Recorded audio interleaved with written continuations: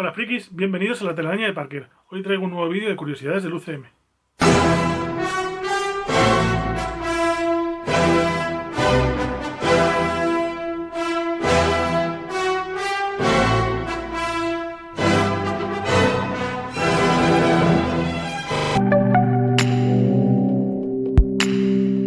Pues como siguiente curiosidad, comentar que en la página 212 del libro se comenta que si bien ya se había asentado el UCM en el universo, en el mercado chino, llegando hasta Vengadores Endgame, donde pues tuvieron una gran recaudación, a partir de ahí la cosa se fue para atrás, o sea, dejaron de poder entrar las películas en el mercado chino. Y bueno, más o menos por lo que pone aquí, pues parece ser que el problema de Shang-Chi fue que pues el propio protagonista de la película, Simu Liu, comentaba que de China que era un país tercermundista. En el caso de Los Eternos, la directora Chloe Zhao, que me parece que es china,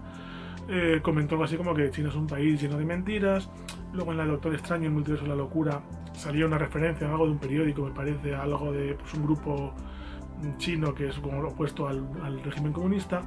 Y en Thor Love and Thunder pues teníamos personajes abiertamente homosexuales, que es algo que allí estaba muy rechazado. Esto hizo que Marvel tuviese que cambiar un poco el enfoque para mercados como el de China.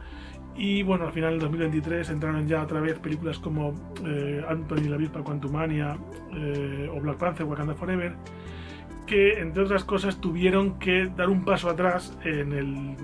todo el tema de LGTBI y todo el movimiento un poco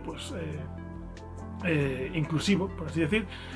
quitando algunas escenas o algunas relaciones. Creo que hasta cierto punto, o sea, que dejaban en otros mercados, pero que para la emisión en esos países, principalmente en China, pues tenían que quitarlas. Y de hecho, al parecer, esto supuso una serie de cambios a nivel digital para pues, el departamento de Victoria Alonso, que fue una de las cosas que pues, para una mujer que es muy pro avances, le supuso un cisma muy gordo con Marvel, al parecer.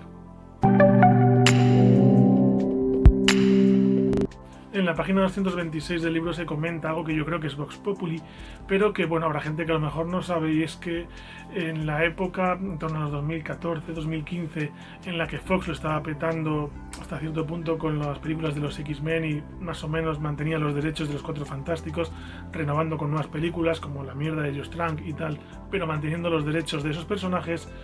pues Marvel llegó a un punto en el que vio que pues, eran personajes que eran muy importantes para ellos, pues la primera familia, los primeros personajes de los cómics como son los Cuatro Fantásticos y los X-Men, que junto a Spider-Man siempre han sido pues, el emblema de Marvel, y llegaron a un punto en el que estaban tan quemados, por así decir, de no tener los derechos de esos productos y esos personajes y dejar que otras compañías rivales se beneficiaran de ellos, que empezaron a básicamente cargárselos en los cómics. O sea, creo que dejaron de publicar cómics de los Cuatro Fantásticos durante un tiempo y los X-Men perdieron muchísimo peso, y de hecho fue un momento en el que de repente, si estabas viendo cómics y no sabías por dónde iba el cine, veías que los X-Men perdían muchísimo fuelle y los Inhumanos se volvían importantes. Los Inhumanos, que son una raza pues, como alienígenas, una especie de evolución de los Kree en la Tierra, que de repente empezaban a reproducirse con unas nieblas terrígenas que se habían extendido por la Tierra, y teníamos una etapa en la que los inhumanos empezaban a ascender y se volvían muy importantes, salían más en los cómics, y los X-Men, los mutantes, iban bajando en peso, porque básicamente lo que querían era sustituir a los mutantes por los inhumanos. Al final eran distintos tipos de poderes, mucha gente con muchos poderes, perseguidos, y más o menos querían volver a tener ellos sus propios X-Men, pero sin tener los derechos Fox, por así decir. Entonces le dieron mucho bombo a los inhumanos y se estaba especulando, se intentó hacer una película, al final Kevin Feige no estaba conforme y acabó convirtiéndose en una serie que de hecho ya en la propia serie de Agentes de S.H.I.E.L.D. empezaban a mencionar el tema de las nieblas terrígenas y todo eso, y acabaron haciendo una serie que desgraciadamente pues fue un fracaso, fue una serie bastante mala. Pero hasta este punto llegaba Marvel para luchar contra Fox, que básicamente se cargaba personajes o se cargaba cómics de tirada importante para pues no hacer merchandising, por así decirlo, no fomentar las películas de Fox. En la página 241 del libro se nos cuenta cómo un punto de inflexión bestial, y creo que para algunos el punto de inflexión más grande del UCM, fue la película de Guardianes de la Galaxia, ¿vale? Era una película en la que no solo los actores o la gente que participó en esa película lo comenta, sino incluso los propios Vengadores, actores como Mark Ruffalo, que comentaba que habían abierto una nueva puerta al espacio, al colorido, y habían hecho pues eso, un salto bestial. Robert Downey Jr., que comentaba que era pues la mejor película del UCM en aquel momento, y que decía que incluso pues para alguien con el ego que él tenía era muy difícil decir eso, pero que tenía que decirlo. Y Kevin Feige comentaba pues que básicamente el público le estaba dando un poco, validando los pasos que estaban dando, por así decir, y es que era un riesgo muy grande hacer una película en la que los protagonistas eran un árbol que habla, un mapache que habla y un tío que no es capaz de distinguir una metáfora.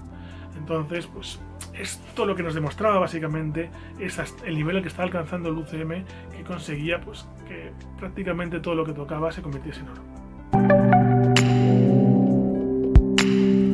En cuanto al casting de los Guardianes de la Galaxia, a partir de la página 247 podemos ver un poco cómo entraron todos en el proyecto,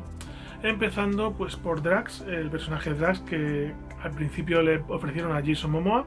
que rechazó, convirtiéndose posteriormente en Aquaman, y que al final cogió pues Dave Bautista porque quería dejar un poco el tema del wrestling, o sea, está dejando la lucha libre, al igual que muchos otros actores como John Cena y demás, y creo que el propio Jason Momoa, y The Rock. Y bueno, pues quería empezar a actuar y le ofrecieron este papel que la verdad es que al principio él decía que no entendía muy bien, pero bueno, con un compañero que era profesor de actuación que le ayudó un poco, que además al parecer era muy friki de los cómics, pues le echó una mano para ir entendiéndolo y bueno, al final cogió el papel. Chris Pratt llegó como una proposición de la directora de casting que bueno, que no era lo que James Gunn estaba buscando, pero que al final pues le cuadró. Y Zoe Saldaña, por ejemplo, pues el personaje de Gamora, que al principio se le ofrecieron a Amanda Seyfried, pues como está diciendo, Zoe Saldaña fue la siguiente opción, pero en principio lo rechazó. Venía además de hacer películas también de este estilo, rollo pues las de Star Trek o las de Avatar. Al final lo que hizo James Gunn fue decirle que iba a aumentar su peso del personaje en el guión, y esto al parecer la convenció. Debía ser un personaje a lo mejor pues el típico personaje femenino en apuros o con mucho menos peso. Y para Rocket y para Groot pues decidieron que los personajes iban a ser CGI, aunque es verdad que cogieron actores para dar voz. Para el personaje de Rocket cogieron al reciente ganador del Oscar, Bradley Cooper, y para el personaje de Groot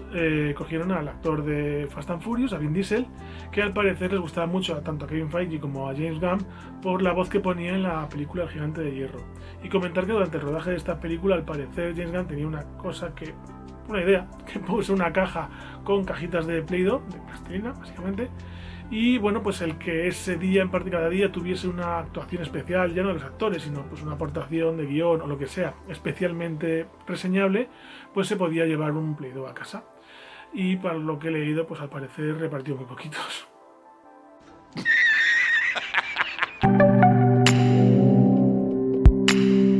En la página 266 tenemos una serie de curiosidades que giran en torno a la película de Thor 2, El Mundo Oscuro,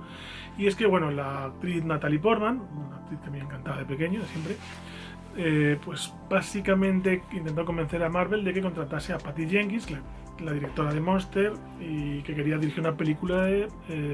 superhéroes. Principalmente porque Natalie Portman quería pues, meter un poco más en el mundillo del cine, quería fomentar a las mujeres en este mundillo. Y bueno, pues Patty Jenkins quería hacer una película que girase más en torno a la relación romántica entre Thor y Jane Foster. ¿Qué pasa? Que los de Marvel lo que querían era pues quitarle peso a eso porque no lo veían importante y darle más peso al personaje de Malekith, pues porque vendería más muñecos, básicamente.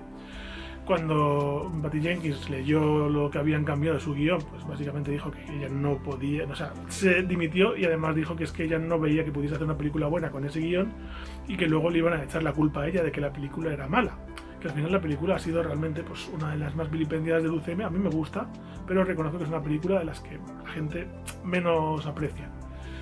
Entonces, bueno, pues Patty Jenkins dejó el producto y acabó siendo la primera mujer en dirigir una película de superhéroes con Wonder Woman. Todo esto pues, vino luego pues, como reacción que Natalie Portman, que tenía un contrato firmado para seguir actuando en la película, pues decidió que era al final para ella la franquicia, terminó de rodar la película porque por contrato tenía la obligación, pero se desvinculó completamente y de hecho, pues no sé si es una cosa yo creo que bastante conocida, hay una escena en la que pues, tuvieron que regrabar de Thor dándole un beso a Jane Foster, que fue grabada por su mujer, por Elsa Pataky, la mujer de Chris Hemsworth. Para esto contrataron a un tal Alan Taylor, conocido pues al parecer por cosas, había dirigido cosas de Los Soprano y de Juego de Tronos, y bueno, pues que decía que lo habían dejado prácticamente solo en la grabación, pero que luego en la postproducción, por así decir, los de Marvel habían metido más mano de la que a él le hubiese gustado, incluso pues, hasta el punto de que tiraron de Joss Whedon, que estaba con Vengadores, para que metiese mano en la película, y pues esto cambió, por ejemplo, que la aparición de Loki fuese un poco más pronto y sobre todo que apareciese más en la película.